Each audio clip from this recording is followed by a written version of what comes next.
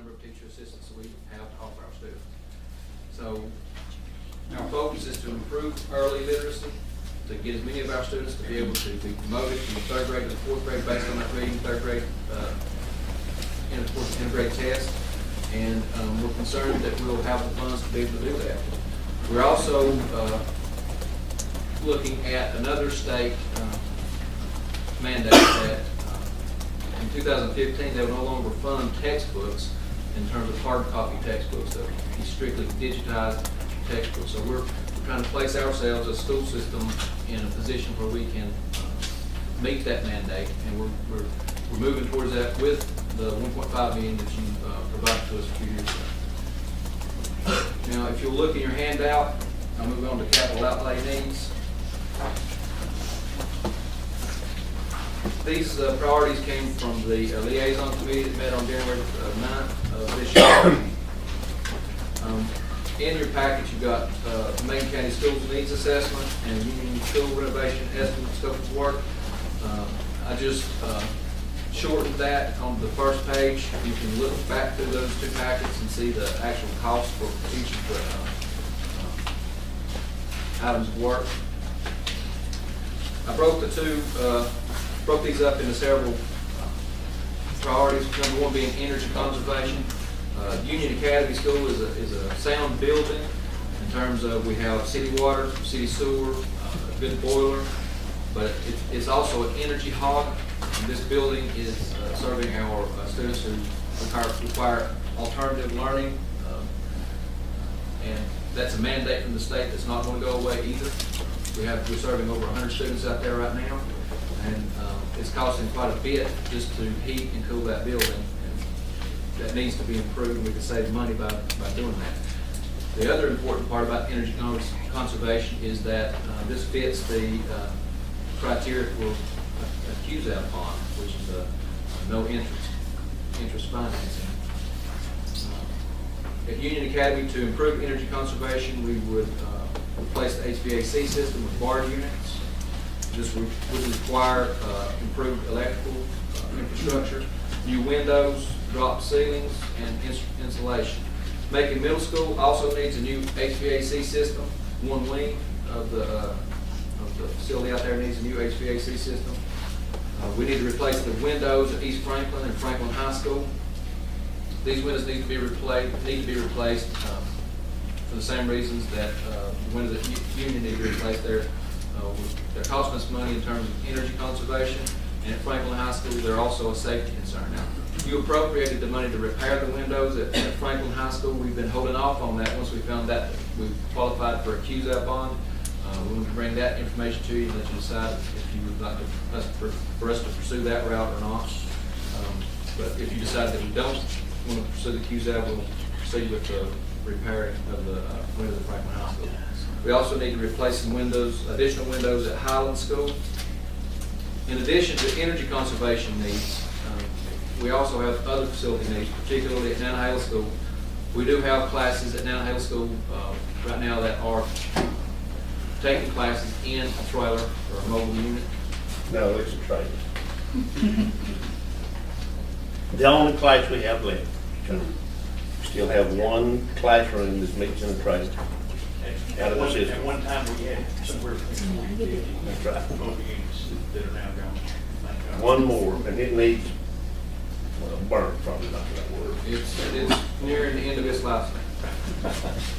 Union Academy, now the Nantahala School project would not qualify for a QZAP bond.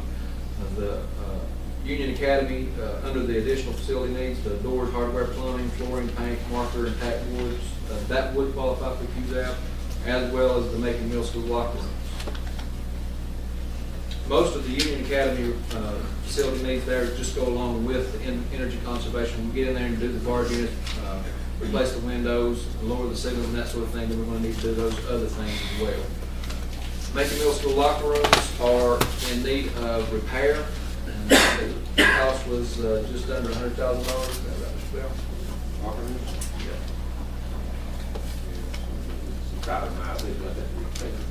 And I'd like to thank Mr. Bell for the work that he put in. He's actually the one that went around to the schools and identified how much each one of these projects would cost. Is those locker, is that QZAP available, Mr. Baldwin? I think that we could use QZAP for a major part of the renovation of those locker rooms. It's renovating within the footprint that originally. As long as you're not increasing the footprint, Right. the building, or adding new. Replacing or refurbishing, right? Yes. Right.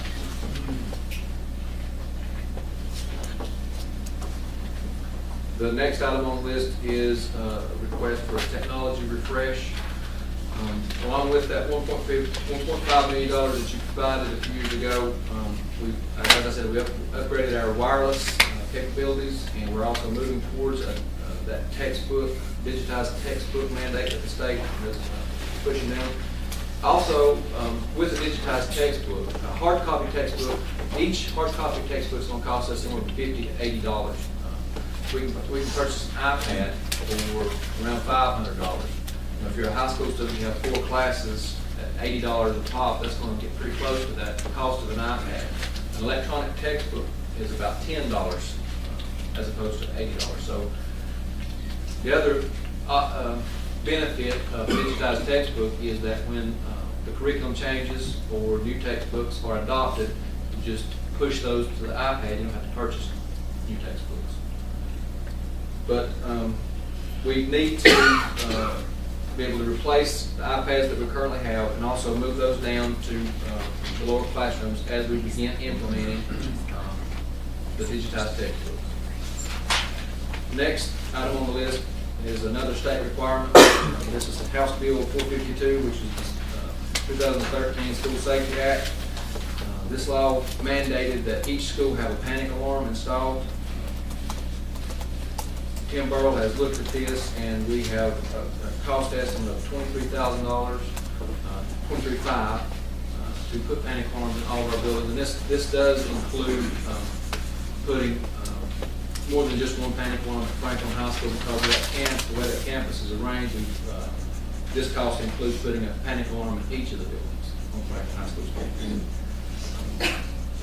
We've also applied for a grant for covering the cost of these panic alarms, and if approved for that grant, it would significantly reduce the county's costs. Next item on the list is county cars. We haven't purchased a county car in the past 5 years for staff travel or driver's ed. We have purchased some for maintenance and the bus garage, but we have not purchased any for staff travel or driver's ed. All of our vehicles that we use for travel, including the driver's ed vehicles we have 150,000 miles on them. The car has 147,000 as of yet. So, Be interested in a used sheriff's car. actually, to be honest with you, we looked at the quantities that yesterday and thought that we could probably use a couple of cars. I went and got 2 when I was still working for the Board of Education, so we have done that in the past. Jack was good enough to let me have it. Now, next item is individual school needs, and we'll be meeting with principals in the coming weeks to decide what each individual school needs in terms of capital outlay items.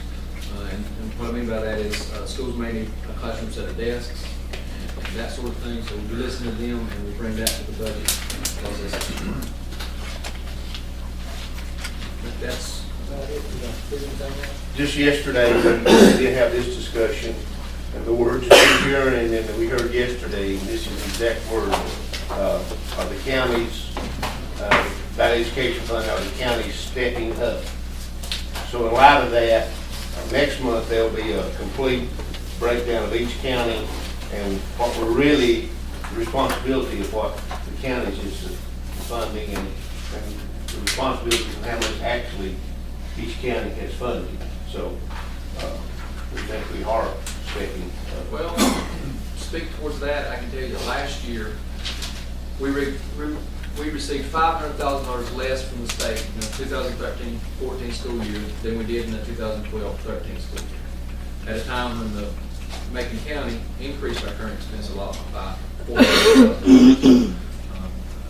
I would have to agree with you on that, and I appreciate your support. Another problem that we see coming is the charter school system. I think right now, Dr. Baldwin can tell you for sure we're sending in excess of $80,000. That's 59. $60,000 spent, we talked about this yesterday, in those charter schools, they basically don't tell you nothing. So what happened, the charter school is one thing, if they employ a superintendent or a director or a teacher, they're under a contract. So they don't divulge that information, but it is Macon County taxpayer dollars. Macon County taxpayer dollars are going to a school in Jackson County. That's right. And I can't tell you how that money's being spent. I can tell you that Macon County school system a few years ago had a public information officer, and we can't afford that person anymore. The school that we are funding now with Macon County taxpayer dollars, that school with 207 students in it does have a public information officer. So I think that there are some questions that need to be answered there. But more importantly than what's going on right now is what's coming in the future in terms of vouchers and the charter schools. We don't know what the future holds for Macon County, but I do suspect Haywood County's getting one this year, the charter schools. What we're seeing, what I'm hearing going on across the state is a lot of corporate charter schools. Corporations come in here and start up charters, and local money will go to these charter schools, and I don't know how much oversight there will be at that time, but right now there's very little.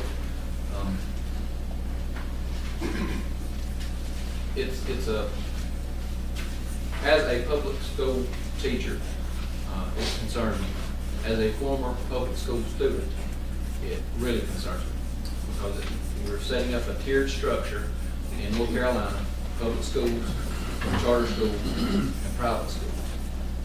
And in addition to your support in terms of funding our capital outlay needs and our current expense needs, I would ask that you look into the charter school movement in terms of oversight and accountability.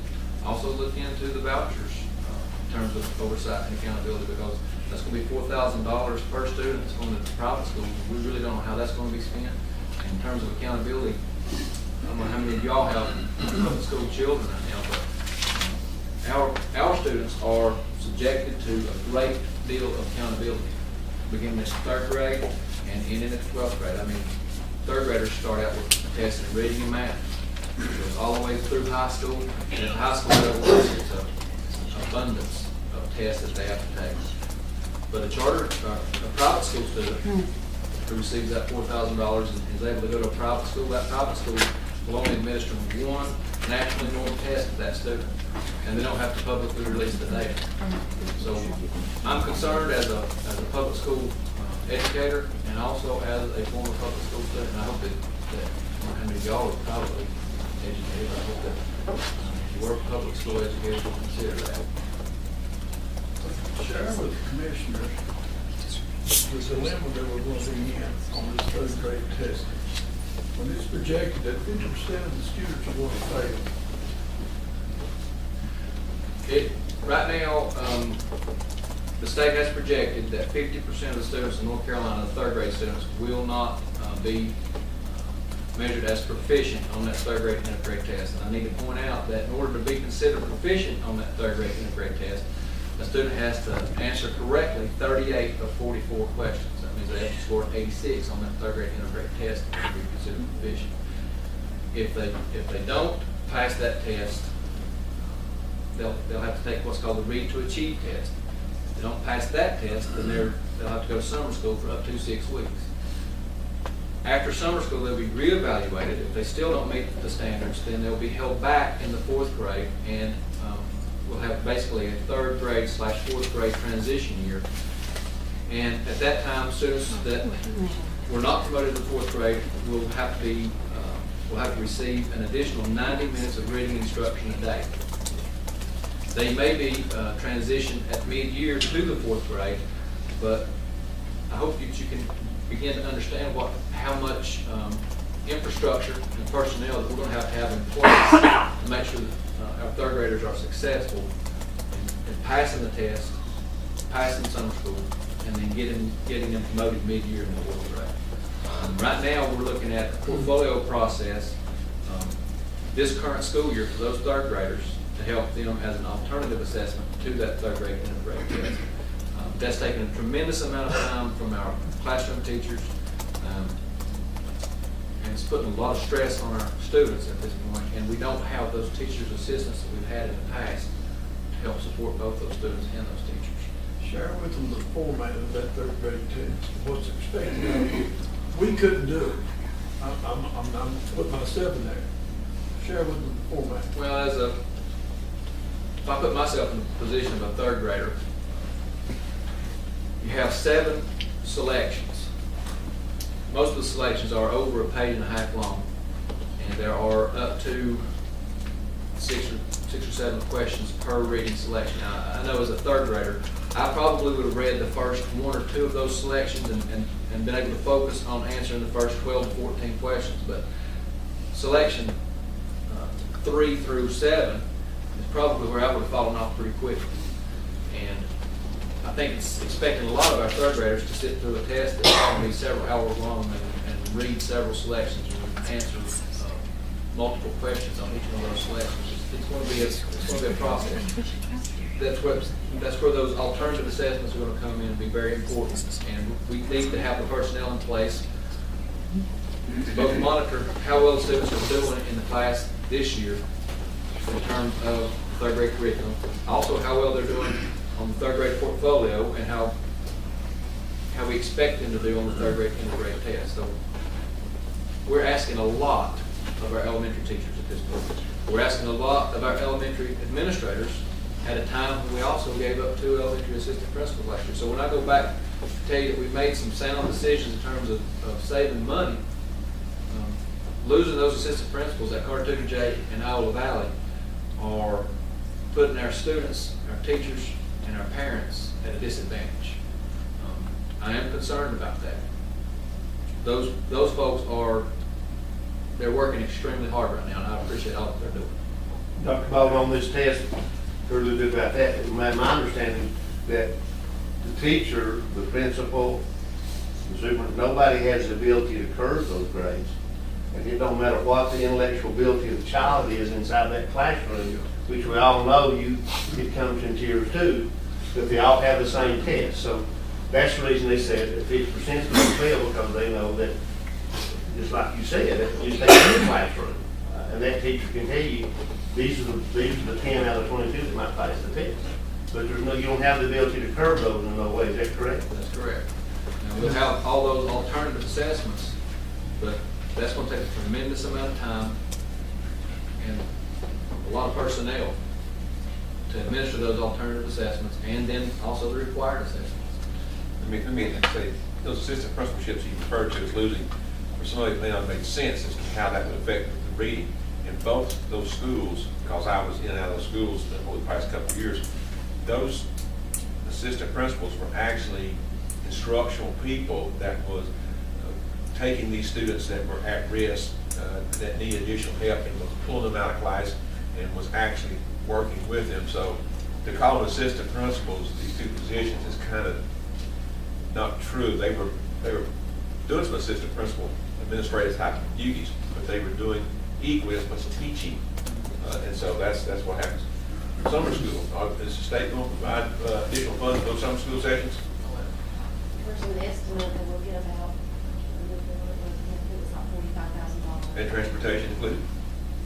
Because they'll require us to provide transportation. How come out local? No, that We- was just for instructional. We do expect that there will be additional current expense costs based on that summer school, and also just dealing with the fact that we're going to have basically 2 4th grades next year.